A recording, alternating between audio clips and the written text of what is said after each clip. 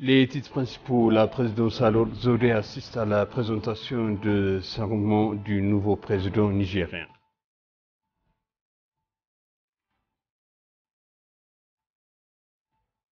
La Commission éthiopienne des investissements a annoncé le projet d'investissement sur le parc agro-industriel.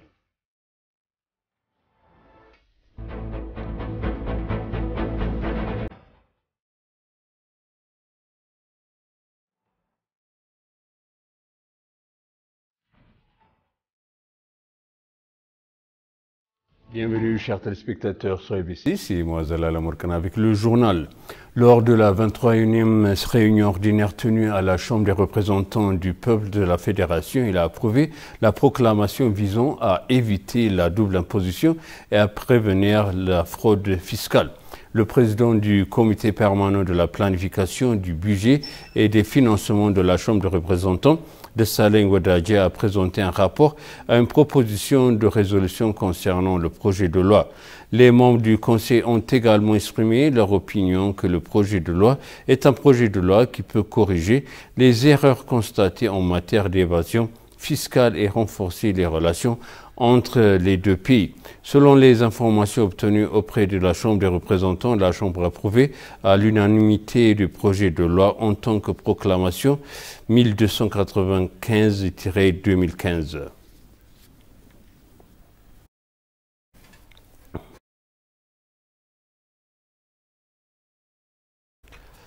Bola Tinubu est devenu président du Nigeria lundi au cours d'une période de défis sans précédent pour les pays du peuple d'Afrique, laissant certains citoyens espérer une vie meilleure et d'autres sceptiques quant à la performance de son gouvernement.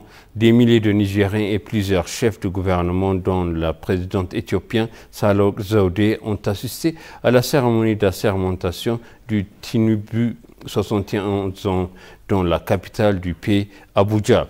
Il succède au président Muhammadu Buhari à la tête d'un pays qui, d'ici 2050, devrait devenir la troisième nation la plus peuplée du monde à égalité avec les États-Unis après l'Inde et la Chine.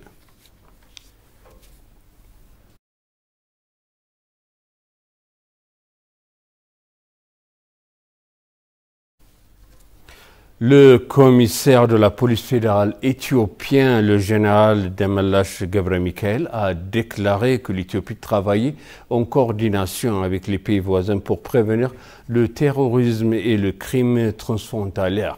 La 5e réunion informelle de l'Union des chefs de police d'Afrique de l'Est se tient ici à Addis Abeba. La réunion a réuni les chefs de police de 14 pays membres de la région de l'Office des Nations Unies contre la drogue et le crime et d'autres parties prenantes. L'actuel président de l'Union des chefs de police de l'Afrique de l'Est et commissaire de la police fédérale éthiopienne, Demelash Gebremichael, il a dit que dans le forum, il y aura une évaluation de cas de criminalité transfrontalière dans la région. Le secrétaire général d'Interpol Afrique de l'Est, Gideon Kimlu, le chef de police, a expliqué que le travail ensemble aidera à traduire plus facilement les criminels en justice. Neil Wallish, représentant régional de l'Office des Nations Unies contre la drogue et le crime, ils ont déclaré qu'un document a été préparé pour faire respecter les droits de l'homme des citoyens par la prévention du crime.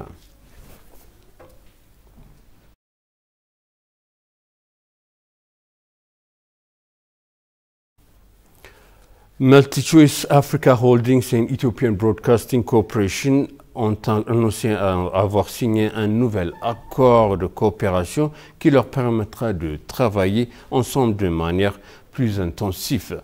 Le protocole d'accord signé en Afrique du Sud vise à renforcer la coopération et le partenariat entre les deux parties en matière de renforcement des capacités d'échange d'expériences, de protection des droits de propriété intellectuelle, de formation, de développement et de compétences à travers des cadres juridiques et des collaborations.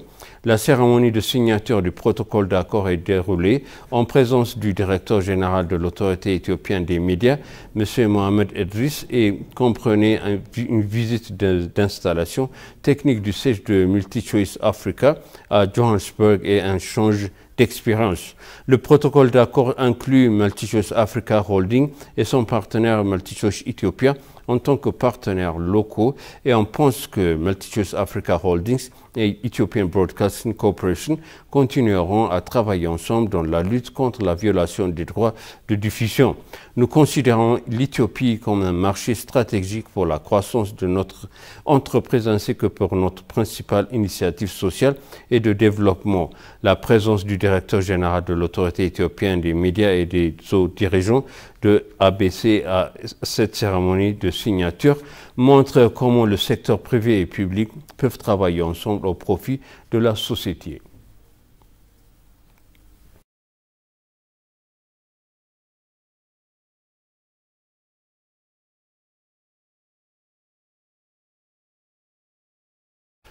L'ambassadeur sud-soudanais pour le Conseil de paix et de sécurité auprès de l'Union africaine, Tony Jaja, a exhorté les dirigeants de l'Union africaine à commencer immédiatement à mettre fin à la guerre civile du plus meurtrier en cours au Soudan en appliquant récemment l'accord de paix productif du gouvernement éthiopien avec le TPLF. En outre, l'ambassadeur a lancé une alerte selon laquelle il est urgent de mettre fin à cette guerre civile compte tenu de son escalade et de son impact sur tous les pays environnants de la région de la Corne. De même, l'ambassadeur Tony Jaja a lancé un avertissement selon lequel mettre fin à cette guerre civile est essentiel pour le continent car elle s'intensifie et affecterait tous les pays environnements de la Corne de l'Afrique. Les combats ont brisé la rêve soudanais de reprendre la transition précaire du pays vers la démocratie qui a été bouleversée par un coup d'État militaire dirigé par les deux dirigeants en octobre 2021.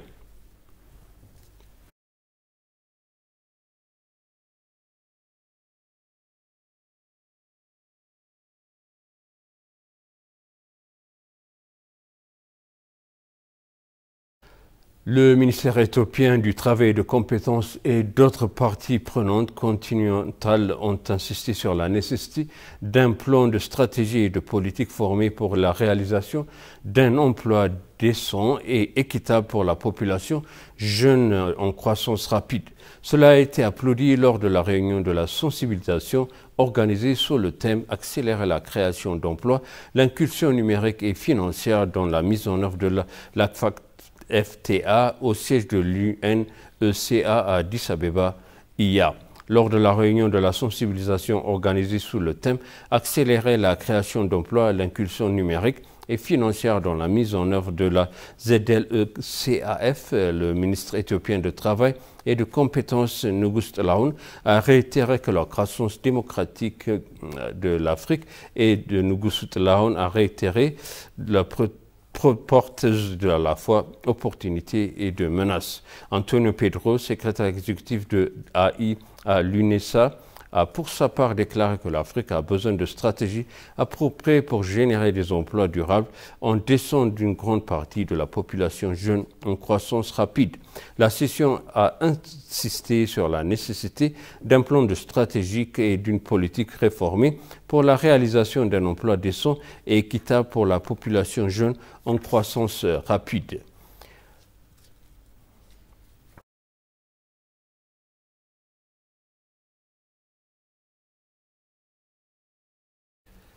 Une équipe médicale chinoise a commencé à fournir des bilans de santé gratuits et de services médicaux aux enfants de refuge pour les enfants.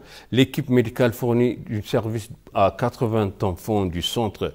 L'ambassadeur de Chine en Éthiopie, Zhao Zhuan, a déclaré que l'équipe médicale procéderait à un examen complet des enfants. Il a déclaré que ceux qui seraient malades bénéficieraient immédiatement des services médicaux.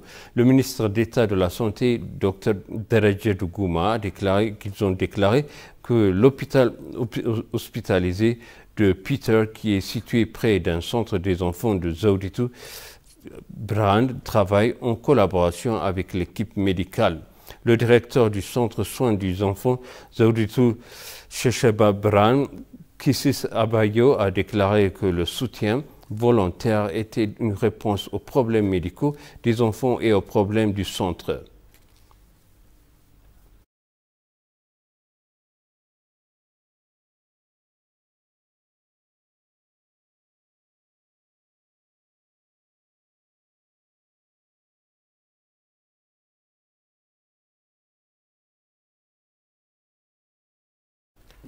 Et pour conclure, le journal La Commission éthiopienne des investissements a annoncé hier le projet d'investissement du parc agro-industriel intégré. La Commission a annoncé sur la page de réseaux sociaux que le projet qu'elle prépare en collaboration avec l'institution financière internationale IFC vise à attirer, le soutenir et contrôler les investissements directs dans le parc agro-industriel intégré modernisé. En outre, il est indiqué que le projet a un plan pour permettre aux principaux investisseurs internationaux, en particulier dans le secteur de l'investissement dans la transformation agricole.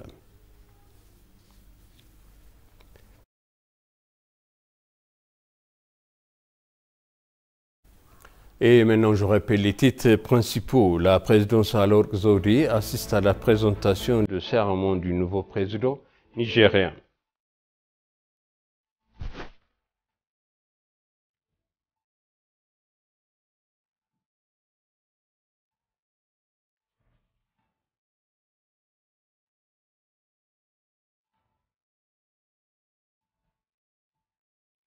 La Commission éthiopienne des investissements a annoncé le projet d'investissement sur le parc agro-industriel intégré. Chers téléspectateurs, ainsi s'achève le journal. C'était moi, Zalal Omorkana, avec vous. Je vous souhaite une bonne suite de programme.